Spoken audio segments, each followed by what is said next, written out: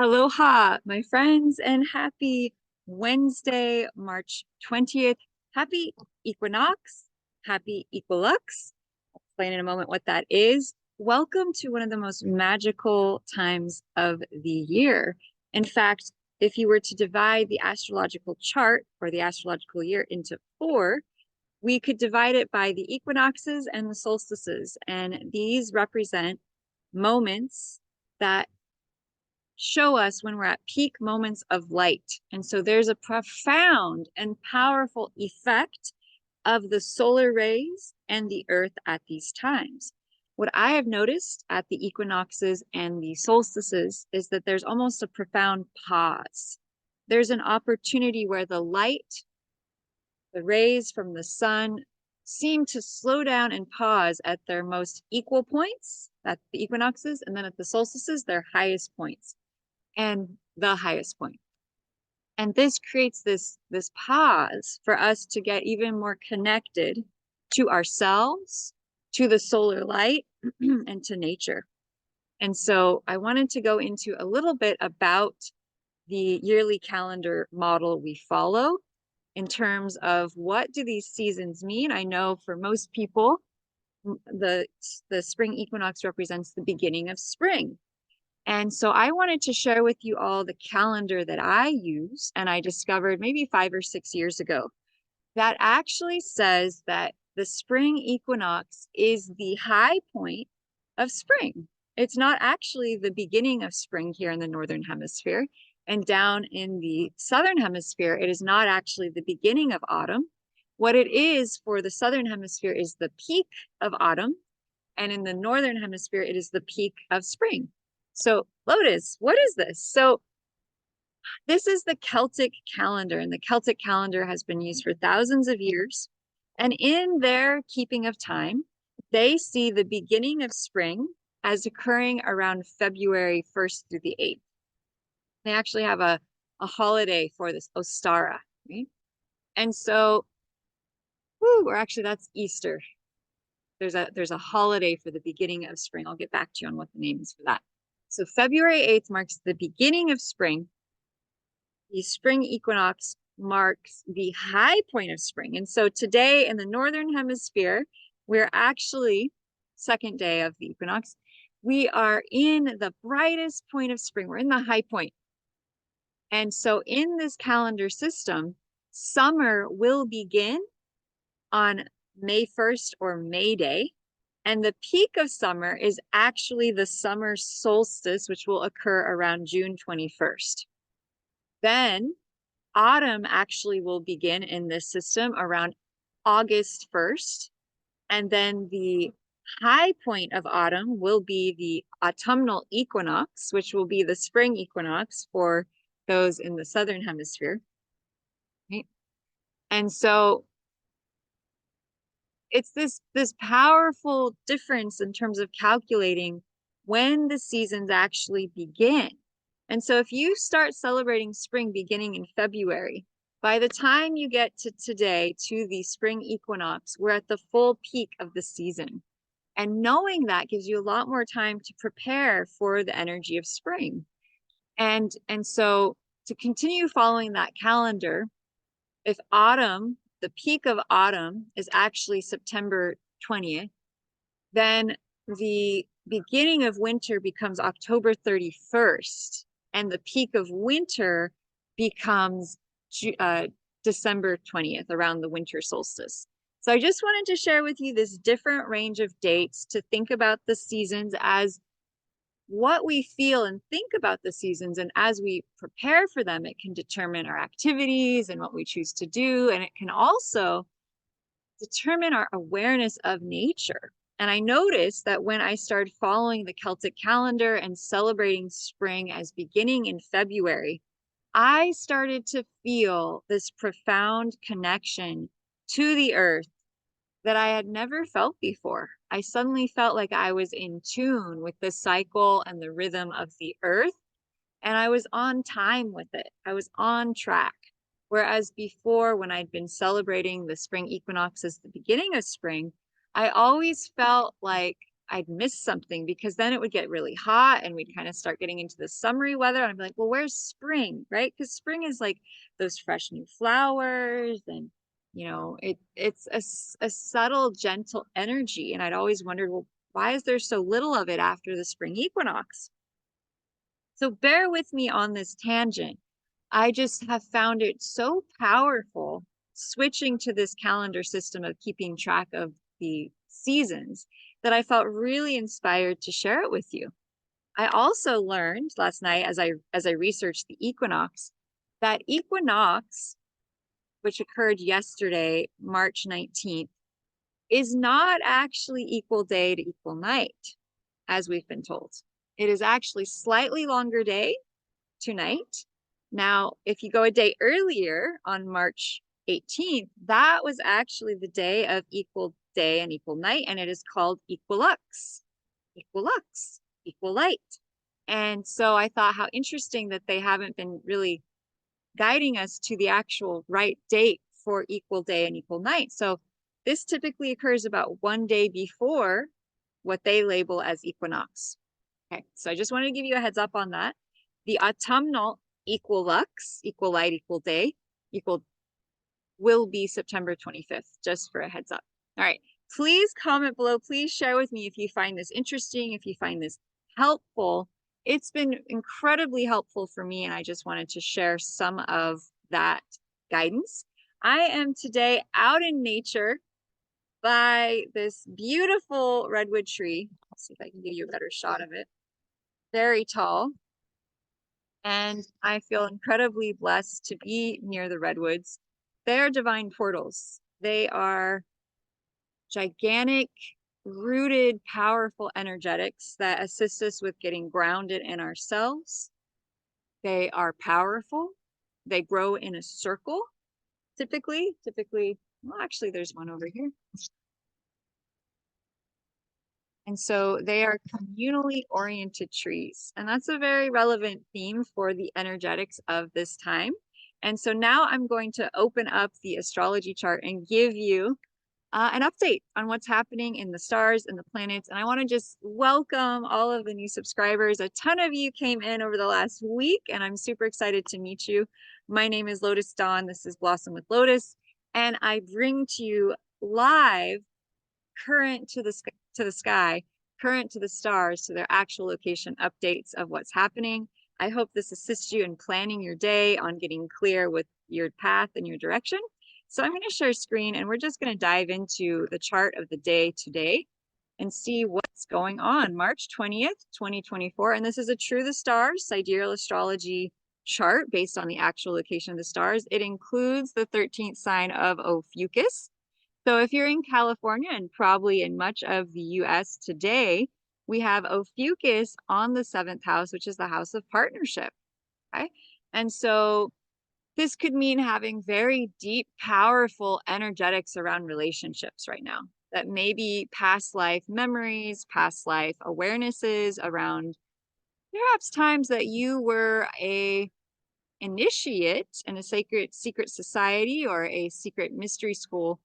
Perhaps you had a partnership then, and perhaps there were challenges. I think that a lot of people were priests, priestesses, and initiates in these sacred temples, and they were maybe fell in love in these past lifetimes, and many were not allowed to come together because of the laws of initiateship and the laws of priesthood and priestesshood. And so I think there's quite a bit of that changing in these times. I think a lot of very highly developed initiates are actually coming together in divine partnerships, but it could be bringing up old energetics around the laws of practicing sacred energy, right? The laws of the past around how sacred energy was taught and how there were rules and regulations around how you got to utilize it with a partner. And perhaps we're really ready to clear all that out. I think we are. And so if that's coming up for you, breathe through it, allow yourself to experience it. And so that brings me to the rest of the chart. We have Neptune conjunct the sun, Neptune greatly spiritual. And overall, we have 1, 2, 3, 4, 5 things in Pisces. 5. Neptune, the sun, the destiny point, Chiron, and Mercury. And Mercury is exactly conjunct Chiron right now. It is still in this incredibly powerful conjunction. And I have to say that is a pretty intense aspect. Why? Well, the wounded healer relates to the part of ourself that is a healer and that is wounded. And so we may be, especially with Chiron and Pisces, maybe you're a psychic channeler, maybe you're intuitive, maybe you're especially attuned to the higher realms. Maybe you allow guidance to come through you. Maybe you connect to the waters, maybe you connect to the divine feminine energy, and then you bring through dance, you bring through music, you bring through song, you bring through beauty of this ethereal, beautiful realm of spirit.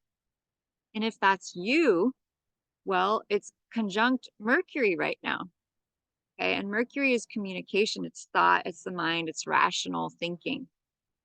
And having them together means that we may well have a lot of deep spiritual, psychic, intuitive, divine feminine awarenesses come to light. And so I want to just really, and it's also conjunct the destiny point. And so it is our destiny as a collective to tune into and to feel, where have we been held back from our sacred expression as divine channels and conduits of the most profound love and light? And where have we not been able to express our intuition?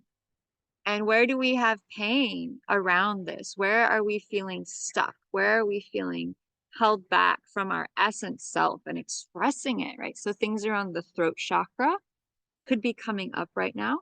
It's also our destiny as a collective to go through this and to face this, okay? Pisces can also relate to madness, okay? And so how many past lives did you deal with being labeled crazy or labeled mad? And so with Chiron in Pisces, the collective may be dealing with past imprints of crazy or madness to clear them out. And so if you find yourself putting yourself down, oh, that's crazy, or I shouldn't think that way, or, it might be a good time to go out into nature, get into the water, and let these thoughts go, let them clear out of your system, let them clear out of your mind, and just say, well, wherever I'm picking up on this from whatever lifetime or collective in humanity, I want to let this go. I want to let this go, because how many lifetimes as beautiful divine feminine healers and guides and intuitives have we perhaps gotten that label and had to feel this sense of rejection, or this sense of being, what's the word? Isolated, pushed to the fringes of society. And so I feel that there's a lot of healers out here. And if you've been drawn to my video, there are no accidents. And so this may well be the sign that you've been looking for, that no, you are not crazy. And in fact, you probably have deeply profound spiritual gifts that are wanting to come through. And with the destiny point in Pisces, it tells me that we're being encouraged this year to listen.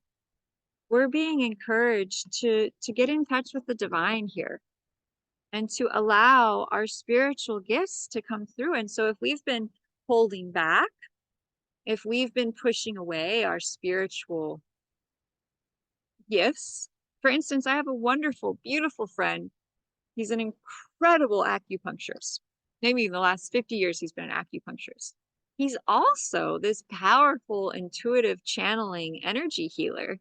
However, he doesn't share that with everyone. And so I'm maybe one of the few people he does that work with, and it's incredible. And I'm always telling him, it'd be really beneficial for your clients if you shared this work with them. And he's like, oh, well, there was this one time that I shared with, my colleague that I could see angels, and he laughed at me and fired me. He's like, and so I'm real nervous about sharing that with people. And so how many of us have had intuitions or awarenesses brought to our awareness, and we've shared it and been ridiculed or laughed at or made fun of? Okay. And so that's what Pisces energy, when you have a lot of Piscean energy, you may see and sense and perceive and feel things that other people do not. Okay, you may have heightened psychic antenna, basically. Heightened psychic antenna where you feel, sense, and perceive things not of this world. Now, this can go one way or the other. You can stay balanced with this ability, or you can also get lost in it. And that's where the madness comes in, right? There's a thin line at times in the two fishes, right? So they're one fish in this world, one fish in the other. And so how do we maintain balance with so much Piscean energy right now? Five things. Well, one thing is to get into nature, get near water, but also notice the earth, right? Notice the earth. And that's really helped today because the sun moon midpoint, which is as though the sun and the moon, sun in Pisces, moon in Cancer, had a baby. And so, sun in Pisces, moon in Cancer, that's a lot of water today. Okay, that makes 6 planets in water as opposed to 5. And so you may really be feeling your intuitive self. You may be really feeling a sense of water, a sense of feeling and deep waves. And you may not necessarily be able to put this into concrete, clear language with Mercury and Pisces being also water, also intuition. It may be more subconscious. It may be more of a flow. Luckily, the sun moon midpoint, the point between the sun and the moon, is in Taurus, which is earth, which provides a certain amount of grounding from which for us to perceive the waves of emotion as they're cycling through.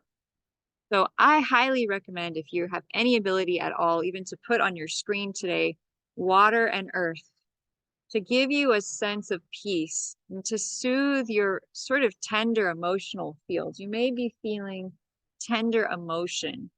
You may be feeling more sensitive. Your psychic antenna may be extremely heightened, especially with the equinox, right? This time of pause between the sun and the dark time, where we have this equality. I was at the sunset last night, and it just felt like the energy of the equal light, equal dark, even though the day was a little bit longer yesterday, was profoundly powerful. I just laid back on the earth, and I just felt as though the entire earth was in union, right? It was in divine union between the sun and the earth and the plants and nature, was this divine harmony. And I think that's one thing that this equinox time brings, is an opportunity to feel the earth in a sort of divine harmony with itself, between the sun and the land, between the waters and the plants, between all of the energetics of the earth and the sky. And so this is a really good time to do practices where you visualize your heart and you visualize the heavens. You visualize the heavens coming down to your heart. You visualize the earth below you coming up to your heart. And so maybe you could start with the grounding. You can feel the earth energy around you through the palms of your hands. You can draw that energy into your heart. You can feel it mix in the heart space. Then you can allow it to go up into the heavens. The heavens come back down into the heart. Then imagine that the earth is coming into the heart. The heavens are coming into the heart, and then they're mixing there in equal measure. And so you're balancing your yin and yang. You're allowing the sky to come in. You're allowing the earth to come in and to meet and to circulate at the heart. And you're feeling that divine oneness through all of creation at the heart center. And this is a powerful meditation to do at this time of the equinox. Perhaps I'll do another video just on this. But I also want to mention the fact that we have another large grouping of planets. So we have all these planets in water. And this is a really good basic way to get in touch with the vibes of a day. All these planets in water, and then all these planets over here in air. So we have Mars, Venus, Saturn, and today the midheaven in the United States in Aquarius. That is new age technology. That is connecting to community. That's connecting to groups. That's getting out into the world and truly networking, sharing information. It's also all about being a forward-thinking visionary who has inventions and ideas and creative projects that you wish to bring through for the planet. And so it's a very powerful time to get in touch with your ideas, to connect to your vision for the future, and to amp up your online presence, Although with the equinox and with so many things in Pisces, this is a little bit of an interesting vibe because it's like we have almost this equal Aquarian energy and this equal Pisces energy. So that's air and water. How do we mix air and water? Well, that's like the thought and the heart. I would say Pisces is the heart and its emotion and its intuition. And I would say Aquarius is the mind and the mental. And so in some ways, having so many things in Aquarius allows us to be more mentally acute. But with so many things in Pisces, we also have the heart. And so it's really interesting. I woke up thinking about heart, brain, coherence. And this is something that the Heart Math Institute, which is this incredible research community here actually in the town where I live, and it's also worldwide, that focuses on the power of bringing your heart and your mind into coherence. They actually have gadgets and devices you can measure this, the electromagnetic frequency of the heart and the electromagnetic frequency of the mind. And I woke up today and I just started doing a heart mind coherence activation. So how do you do this? And I think it's really important to do this right now because I think we're being a little bit like a chariot with two strong horses, one drawing us, think about it, mental, acute, and the other feel, intuit. And so how do we balance these two energies? And so that's the heart and the mind. And so all you do is you just tune into the energy of your heart, get its kind of pulse, you feel it, and then you tune into the energy of your mind and your thoughts, and you just kind of feel it, acknowledge it, you come back to your heart, you feel the energy of your heart, feel yourself, come back up to your mind, feel your thoughts, feel your thinking, feel your brain, feel their resonance, you come back to the heart.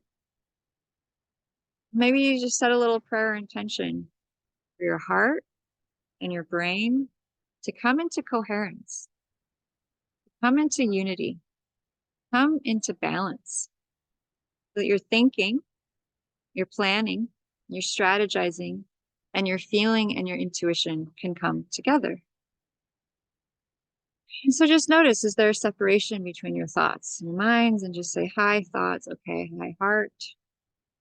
Hi, heart. Hi, thoughts. And you just say, can you two? And then you speed it up. Can you two work together? Can you two cooperate? What do the two of you need to find balance? Then just bring your hands between the two. Then we're just going to say, God, creator, source, highest self, has commanded an unconditional love healing between our heart and our mind. That we bring these two into balance.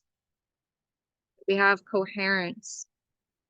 And anything and everything preventing us from this lifetime or any other from feeling that heart-brain coherence. Anything that brings up or lets down. We're going to do a clearing statement here. Will you please now revoke, recant, renounce, denounce, destroy, and uncreate it all? Yes. Right and wrong, good and bad, POC and pod and POC, all nine shorts, boys, poses. Just take a deep breath in and out. You might yawn, shake it out, stretch out the energy. There's a lot of energy moving on that. A lot of energy. And if you find this video at another date and time, this video will still be as powerful as it is right now. Good. Good. Come back to your heart, back to your mind, back to your heart, back to your mind. Notice, do you feel more coherence? Do they feel as though they are in balance? Good. And anything and everything preventing that balance from this lifetime or any other, will you please now revoke, recant, renounce, denounce, destroy, and uncreate it all? Yes, right and wrong, good and bad, POD and POC, all nine shorts, boys, POVIDs, and beyonds. Good. That's a clearing statement from Access Consciousness. If you go to accessconsciousness.com and you look up clearing statement, you can find the meaning for all those words. They're short form. Okay. And I think perhaps I will make another video explaining this clearing statement. It's very powerful. Please comment below if you noticed a shift here. I know I'm definitely feeling a very large shift. And I think this is actually a very big collective thing that we're going through with all these planets in Aquarius and all these planets in Pisces. And the destiny point in Pisces is showing me that the heart and the intuition right now are the priority, and the mind is to be backing. And this is different than we have lived in our society for thousands of years. And so this relates back to the balance of female masculine energy, the balance between the intuitive and the spiritual and the cerebral. And it also reminds me of the ancient story of Lemuria and Atlantis, two ancient civilizations, where Lemuria was focused on heart and intuition, and Atlantis was more about the mind and technology, and how Atlantis was eventually destroyed because it did not prioritize the heart and love above its use of power and technology. And I think that as a collective with Saturn in Aquarius this entire year and the destiny point in Pisces, I think we're being asked to look at that on a pretty deep collective level. And it could be bringing up past life trauma. So I'm going to do another clearing statement for you all. If you're still here and watching this video, then you're supposed to be here. So anywhere and everywhere there's a collective trauma around these past lifetimes of Atlantis and Lemuria, and the separation between the head and the heart, and everything in the masculine and the feminine, and everything that brings up or lets down from this lifetime or any other, will you please now revoke, recant, renounce, denounce, destroy, and uncreate it all, right and wrong, good and bad, pod and pock, all nines, shorts, boys, pogods, and beyonds. And take a deep breath in and out.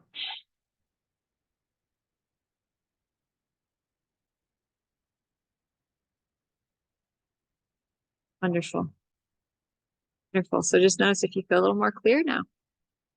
Yeah. A little more weight off your shoulder. Yeah.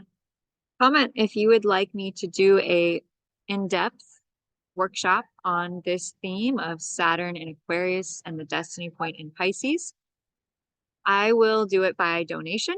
So if you would like to come, just comment below and we will clear out these traumas together.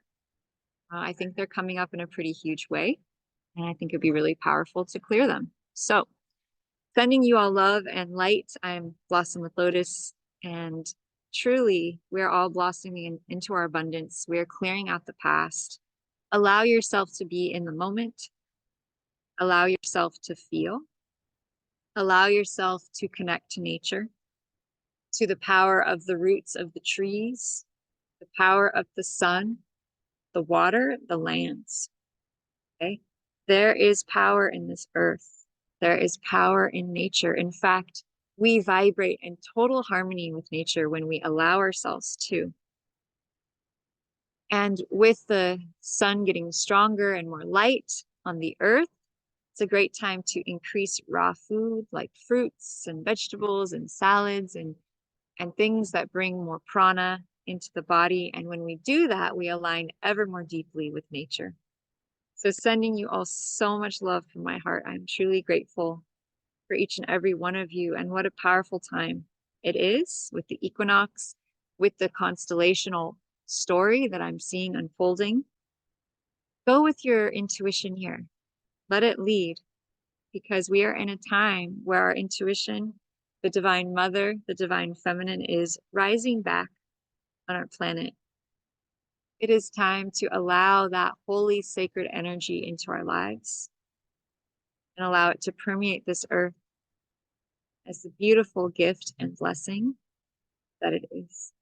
Sending you so much love, so much light. Aloha.